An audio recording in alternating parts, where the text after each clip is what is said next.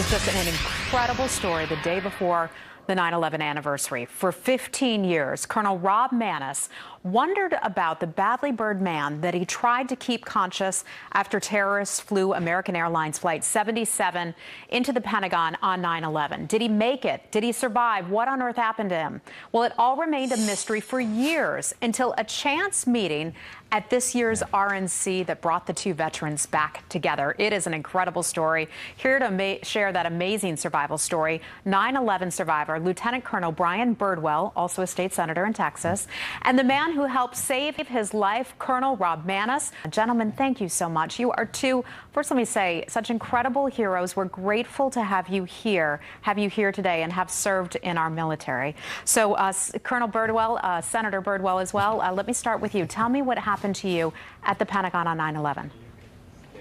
I was about 15 to 20 yards from the nose of the aircraft, making penetration with my E-ring office. By the Lord's grace, I sit before you as the only survivor in the E-ring at the crash site.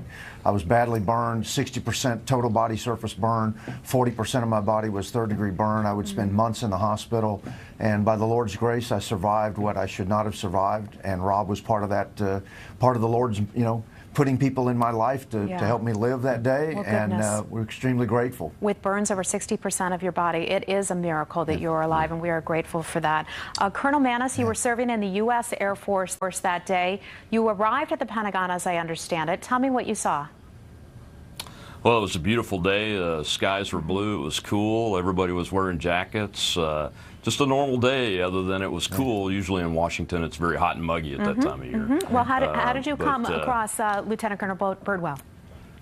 Well, after the World Trade Centers were attacked and the Pentagon got hit, I continued working in the National Military Command Center in the C Ring on the 3rd floor on the northeast side of the building until I was evacuated. And as I was evacuated from the building, I left through the 8th corridor and just about intersected with two gentlemen that were bringing Brian out on I think it was an extra long golf cart is what Brian's called it.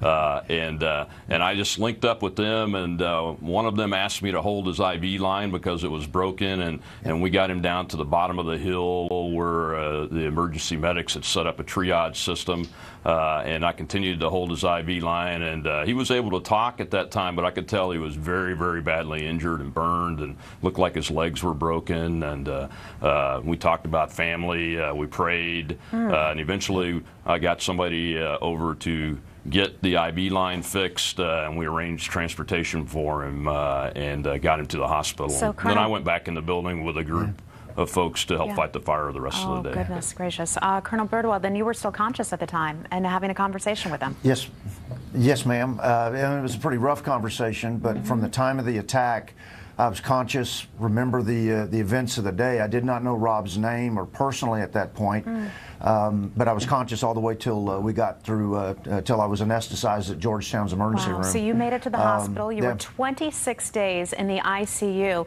Gentlemen, you didn't know what happened to one another for all of these years. No. What was really interesting, Heather, is at the RNC convention, I'm sitting in my hotel room getting a little work done, and I get a text from Governor Perry that says, "Hey, come down. I've got a guy you need to meet." Was at the Pentagon that day, and I expected it to be, the usual. You got 30,000 people working that building, and I've never run into anybody that I knew or somebody that they knew that I knew, because it's just too many people. Got down there, and within about 2 minutes of my conversation with Rob, with exactly where he was, the 8th corridor, the De Lorenzo Clinic, it was immediately clear. I mean, the room got quiet because it was immediately clear he was part of the rescue effort that day. And Colonel Maness, did you then recognize that that was the man whose IV you held and the man you prayed with that day? Yeah, it was amazing, and I thought about Brian every day for 15 years, in some way or another, and prayed that he was okay, and I wasn't sure whether he had lived or died. And the amazing part was that Governor Rick Perry, who's a former Air Force officer too, brought us together and had no idea that we had this thing in common, this brotherhood, this shared experience that very few people have, and I'm just very grateful that Governor Perry does those kinds of positive things in people's lives. And now that Brian and I have reconnected, I'm just very, very grateful that he and his family are well and healthy, and that he's serving our country. To have made the trip from Louisiana to Texas so that you two could be sitting there together today. Gentlemen, we are proud of you, proud of the service that you have done for our country, and best of luck for you in your political careers. We need more leaders.